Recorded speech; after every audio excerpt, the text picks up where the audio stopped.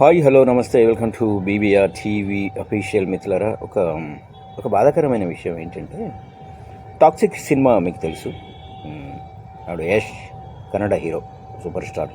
ఆయన నటించిన సినిమాని తెలుగులో దిల్ రాజు రిలీజ్ చేశాడు. అయితే విషయం ఏంటంటే, రిలీజ్ చేసుకో, ఎవరు వద్దంటే లేదు, వ్యాపారం చేసుకోవద్దు అని ఎవరు చెప్పట్లేదు. కానీ ఇరుముడి సినిమా చాలా విజయవంతంగా రన్ అవుతుంది చాలా థియేటర్లలో.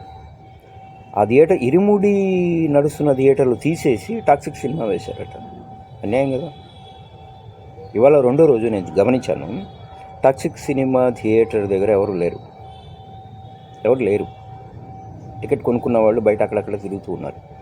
ఎప్పుడు స్టార్ట్ చేస్తారో, ఎప్పుడు వెళ్దామని.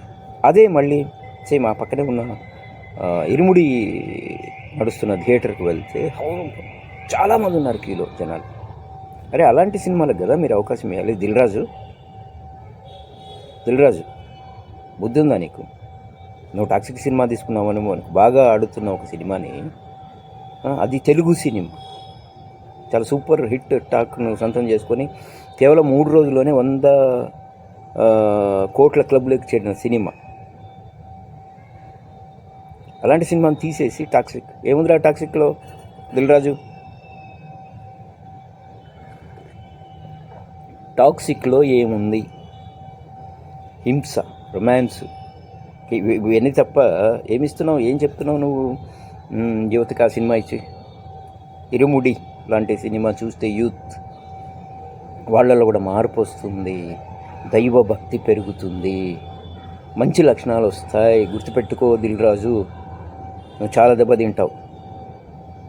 చూడు, నెక్స్ట్ వీక్ నుంచి చూడు, ఇరుముడి థియేటర్స్ తీసేసి టాక్సిక్ సినిమాకి వేసుకుంటావా?